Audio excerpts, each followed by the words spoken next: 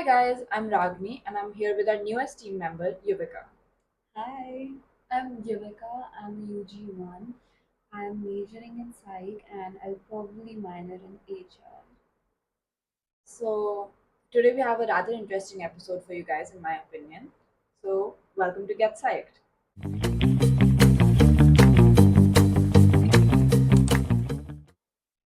Yuvika, have you ever been told on by your sibling to your mother for something you did not do? Now imagine being punished for it, but that times 100. What? That makes no sense. So basically, the movie that we're going to be opening our episode talking about does exactly that, more or less. In the Bollywood movie New York, the focus is on a man named Sam, a once innocent man wrongfully imprisoned and tortured due to racist ideologies during, right after 9/11. In the story, we see how this experience of prison conditions filled with psychological, emotional, physical, mental torture of every kind imaginable, essentially, makes him a jaded man who turns to a life of terrorism. Can you imagine a completely innocent man becomes a terrorist because the conditions in prison were so bad? Yeah. So in today's episode, we will be exploring what the effects of such experiences are on people in real life and how it may lead to a turn towards various maladaptive behaviors in their lives. We will also further explore how prison rehabilitation can be a very helpful method for individuals to cope with said trauma. So, Yovika, have you ever heard of any experiments or studies done on things like this?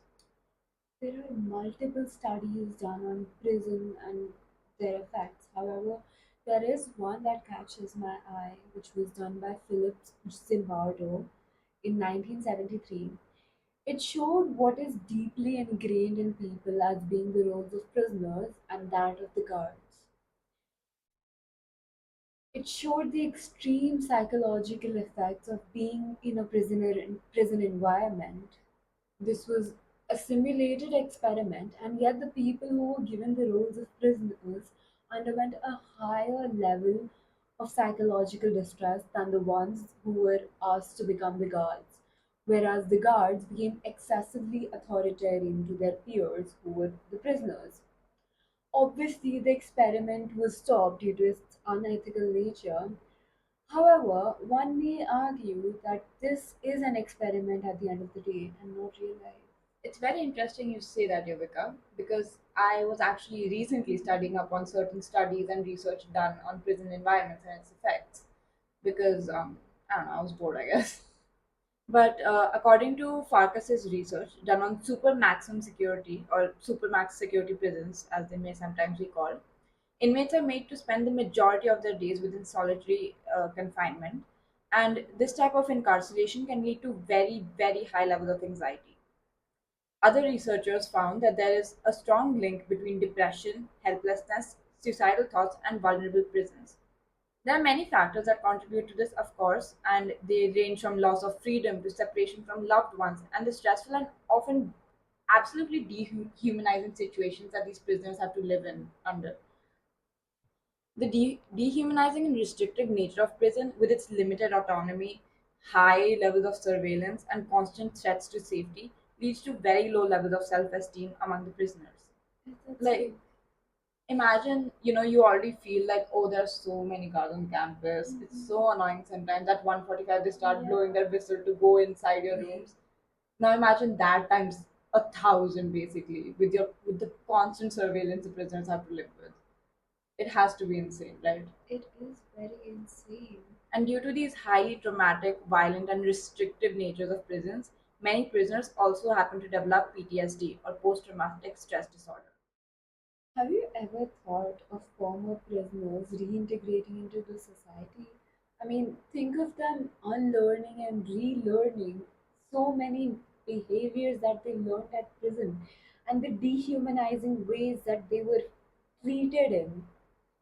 I mean, it definitely has to be difficult, right? You learn a lot of behaviors in prison that don't really work in general society. Mhm. So, according to studies, mental health disorders exist at higher rates in prisoners, making their reintegration much more difficult. There are various institutional factors holding them back, such as employers being far more hesitant to hire someone with a criminal record than, than someone without one.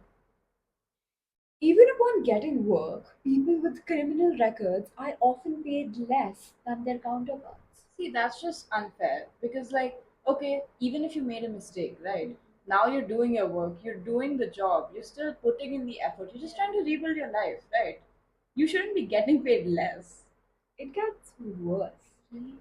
Racism is a systematic problem that makes discrimination even worse against people who are formerly imprisoned, with African American people getting even less opportunities post incarceration than their white counterparts. Above and underlying all this, however, is the sheer social stigma that exists in people's minds regarding those who have been incarcerated. This stigma is what ultimately holds people back from rebuilding their lives and reintegrating themselves into society post prison. So that's very sad, Yes, obviously. obviously. And, you know, it's a problem when people who are trying to rebuild their lives cannot seem to do it because of various issues that are not even of their own making at that point, in an entire sense. Like they made the mistake, but they're trying their best now. And the thing is that there have been many cases of individual behaviors actually worsening post prison. As per an article written by The Sun, a man named Joshua Jacques committed a quadruple homicide after That's being released from prison. crazy. I know, right? And he was still supposed to be under probation supervision. Right. He was also found to have been under the influence of cannabis, or weed as it is more commonly Yeah, called, during the commission of the crime. Incidents like this highlight the need for adequate post prison supervision. obviously. Certain research also shows that prison necessitates that people have to give rise to survival skills like hypervigilance and emotional suppression. But the problem with that is that these behaviors don't really work in society, just general society when they're trying to live their lives, right? But it's very difficult to unlearn behaviors that you learned sheerly for surviving in an environment like prison, and it makes that reintegration even more difficult and increases the risk of reoffending. We can obviously sympathize with prisoners, but there is no way we can empathize with them, which makes me sad. However, that just paves the way why they should be going for prison rehabilitation. They use a lot of techniques in prison rehabilitation which actually help, such as mental health interventions. Incarcerated individuals often experience a high rate of mental health disorders. We already mentioned Yeah. that. But sometimes they're also predisposition to such issues, or they may be a result of being trapped in a prison environment. Addressing these issues through intervention can help reduce behaviors like criminal activity or substance abuse in order to cope with their problems. I've also heard that a lot of programs involve like behavioral or emotional management.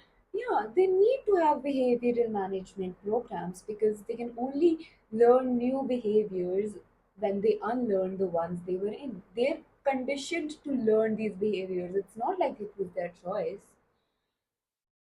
Furthermore, implementation of behavior programs focusing specifically on behavioral management can help inmates have more positive interaction with the staff. These techniques learned in these times can also help inmates with regulating their actions and avoiding maladaptive behaviors when reintegrating into society. It obviously and should help with emotional regulation. Programs helping individuals identify and manage their emotions like anger, sadness, anxiety. You can only imagine what all they feel and go through. These emotional regulation programs can assist in reducing maladaptive behaviors such as aggression, impulsivity. They can also help, again, with substance abuse to cope with emotions. And I mean, is there anything that can help them with, like we discussed, there's such a problem with them getting jobs, getting pay. having a stable income to live on. So, is there anything in rehabilitation programs that helps with that? It does actually. They have vocational learning. Inmates being taught vocational learning skills helps them get jobs and therefore can help them have a stable source of income at least after prison.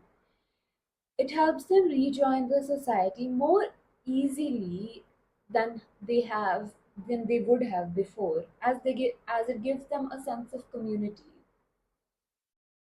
It also helps with re-socializing, which is about helping individuals reconnect with society by reshaping their understanding of social values, because obviously they forget the kind of conditions they're in during prison. Yeah, that Anyone would forget what they were, who they were. They lose the sense of self and the sense of community and society. plus the dynamics and all in prison are very different from how they would be in real life. There's like Obviously. the big dogs in prison, like the ones who are Yeah. like running it basically. Then the actual guards, the wardens, and all. And it's The just a lot of norms of prison are way more different than the yeah, ones of of the course. society. Uh, but yeah, basically addressing mental health needs, promoting positive behaviors, and providing skill training is what's done in rehabilitation programs, is what I'm understanding from all of this. And I can see how that would help enhance public safety and reduce the likelihood of reoffending or falling into other maladaptive behaviors. And you might be thinking this is also theoretical, there's no real proof of this, but we do have some real life examples, such as Dara Singh. Sounds interesting. Let me elaborate. Please do. His story illustrates how personal transformation can be brought about by rehabilitation. Though not a result of formal prison programs, his journey does demonstrate the principles of effective rehabilitation.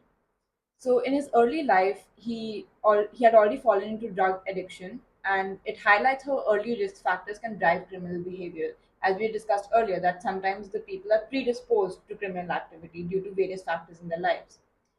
But during imprisonment, Dara Singh attended the Art of Living prison program and was introduced to Sudarshan Kriya breathing, which is a type of yogic breathing essentially that helps you calm the mind. This also aligns with research that has been done on emphasizing therapeutic interventions in addressing the root cause of criminal behavior, not just the act itself and the punishment that is brought with it, but also trying to figure out why the act was committed, why someone would go to such lengths to do things or to cope with their lives. He also continued to grow, and he was committed to self improvement and completed advanced meditation programs and leadership training. And it illustrated how rehabilitation focuses on skill building and pro social behavior, and not just basically forgiving the individual, as some people seem to believe. Because they've already served their time, they've already lived through the punishment that they were given. It doesn't mean that they don't get to rebuild their lives anymore. Well, Um, good for him. yeah.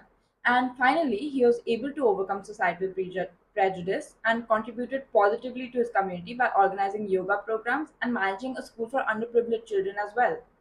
His efforts reflect successful rehabilitation principles: I'm, finding purpose, building relationships, and serving others. I'm proud of Tara Singh. Other people should learn from him, and other programs should learn from what he went through and how he made his life better, honestly. So, yeah, that was our episode on rehabilitation and how it helps prisoners. I hope you enjoyed watching this, and it has been Ragini, and Yuvika. and thank you so much Thank you so for much. watching Get Psyched.